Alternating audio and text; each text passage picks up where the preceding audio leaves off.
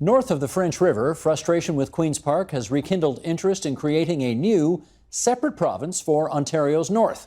Trevor Holiday is leader of the newly created Northern Ontario Party, and he joins us now for more. Trevor, it's good to meet you. Thank you. Thanks for coming into TVO. This idea of a separate province for Northern Ontario is something that seems to sort of come up every generation or so. What got you interested in it? Well, see, since it's always on the back of the minds of Northerners, it's growing concern now because the Northern concerns aren't being heard, aren't being dealt with, or even being considered when decisions are being made, especially at Queen's Park. So Northerners have come to the point where we want to be heard, and I felt it's the perfect time because, you know, I want a future for my kids, and I want to be able to have them stay up near home. I want to see grandkids, I want to see family, and I want the North to succeed for everybody's family. You're 33 years old? Yes. How many kids you got? 4. You got 4 kids? 4 kids. How old are they? They range from the oldest is turning 13, and the youngest just turned 2. And your fear is that, like many young people who grow up in the North, they're going to leave and not come back. They're going to move south because that's where the only jobs are left that are long-term. So let me follow up on something you said in the first answer, which is the issues that we care about aren't being heard at Queen's Park. Yes. Give me an example of an issue that you think just has not taken Northerners' concerns to heart.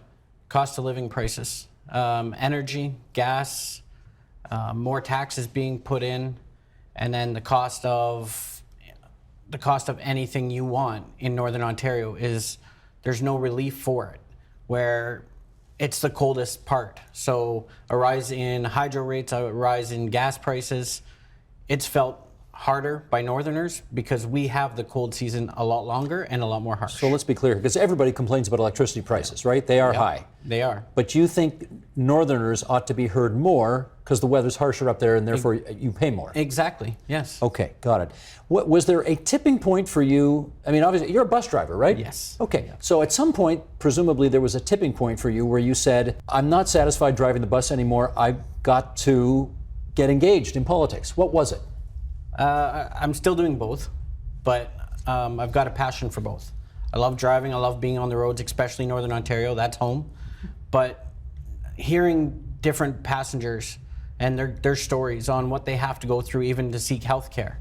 A mother and her son that had to fly from a helicopter from Moose Factory to Moosonee, then hop a train to go to Cochrane, then hop on the bus to go to Timmins, because her son was sick, but meanwhile she was even in worse condition, but she wasn't concerned about herself. So that was the tipping point when I heard the struggles she had to go through, and the only reason she went to get medical help was because her son was really sick.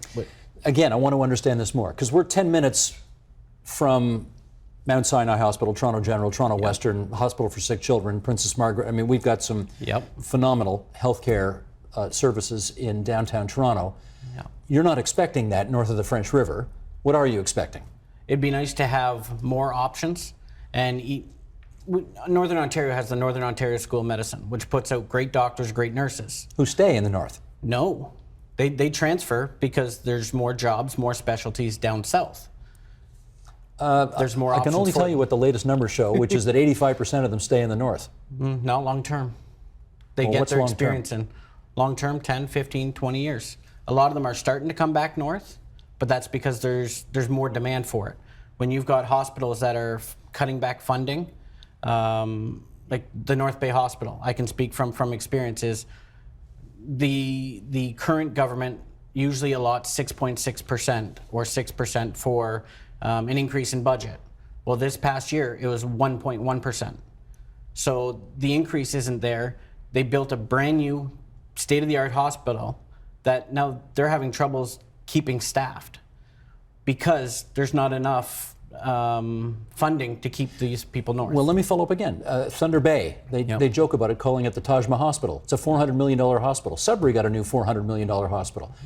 You know, admittedly, as somebody who lives south of the French River, that looks like big money and big services. Not the case? You can build a big building, but it doesn't mean it's going to function properly if you don't have the people in there to operate it. The hospitals that were up there were out of date. They were way out of date. They were cold rooms. They were that's why bricks and mortar. So they put new ones in with less staff than they had in the old ones. Why do you believe a new province of Northern Ontario would improve any of this? Northern Ontario's citizens would be able to have their say and actually be heard. There are ministers in Northern Ontario right now who do try and push to have voices heard, but they quickly back down when there's any confrontation, or they're not going to step up and say, we need more voices heard, we need to be heard, because our people are starting to suffer up here. Well, I think there's four Liberal MPPs from the north. Yes. They're all in cabinet. Yep. So they've all got a seat at the big table. They're all going to do what the party wants them to do, not what necessarily the people want them to do. They want to keep power. They want to keep majority. So they're going to go with what the majority of voters want, and majority of voters are in the south. You may have heard that Premier Wynne did a bit of a northern swing over the summer. Yep. She stopped by Manitoulin Island for a little while, where I coincidentally happened to be at the time, and brought my tape recorder. We had a little chat. Let's roll a clip, please. But what I do know is that I govern One Ontario. When we look at policies at our cabinet table, we've got 4 ministers from the north who raise issues on a regular basis and see action, you know, whether it's a spring bear hunt or whether it's investments in community infrastructure, health infrastructure, like the announcement I was making today in Espanola. I mean, I know that we are paying attention to the needs of the whole province. So if that's not getting through, then that may be part of the challenge. But I believe that we're stronger as a province if we have an integrated community, integrated society, and that's why I see us as One Ontario. One Ontario. She thinks you're better off with One Ontario. What would you quibble with there? What I would say in response to that is prove why we should stay together. Prove why Northern Ontario should stay part of Ontario as a whole. But Ontario has been Ontario for 150 years. Isn't it incumbent upon you to prove why it ought to be split in two? Technically, when you look at the map, Northern Ontario used to be part of Northwest Territories. So, and then at one point it became New Ontario. So there was separation there, there was division there. But then that's when it started forming as Ontario in its geographical. That's 150 years ago, Trevor. But still, it's, the constant problems are happening, not just in Ontario, but most of the northern provinces, because the population's in the south, so the north has to fight to be heard and even equal representation. I don't want to start a north-south thing here, but, I'm sure there are people watching this right now saying, what would Northern Ontario do if all of the tax revenue generated by all of the economic activity in Toronto suddenly were not spent on the north? And some of that is happening. Some of the revenue that goes into paying for services in Northern Ontario is generated in the south. How would you survive without that? See, there's a lot of misconception on what's coming from the north, what's given to the south. Resources. The Ministry of Northern Development and Mines in 2013 had a surplus. Well, that's money just out of the north. Where did that money go? When asked of the government where this money goes, what money comes from the north, what comes from the south, there's no direct, clear-cut numbers. The tax dollars, what comes out of the north, what's being used back in the north.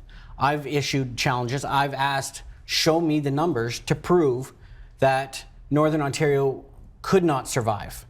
The mines that are up there, the Ring of Fire debate right now, that could be causing huge economic deposits into Northern Ontario. Well, then again, you'd have to spend the $1 billion to put that road in to get that thing opened up. Why a road? Why not a rail? But if you put a road in or a rail in, put it through the communities. That way it serves those communities and not just for the Ring of Fire. You put $1 billion in, you're going to get more out of it. And if it's further down the line, that raw material is worth a lot more in the future. So it's just like the 4-lane highway.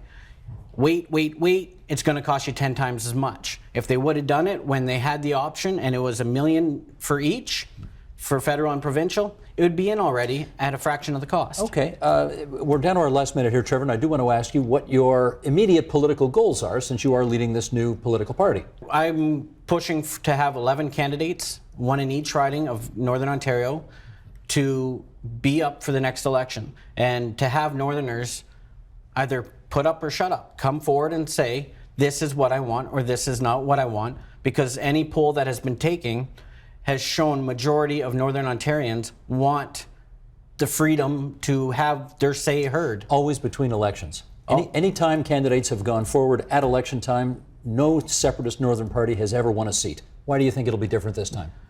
We usually sit back. We're Northerners, we sit back, we just roll with the punches. But when you have a Northerner by the back pocket, we tend to struggle. We're at our wits' end. I'm at my wits' end with having to live paycheck to paycheck just to either pay the bills or feed the family.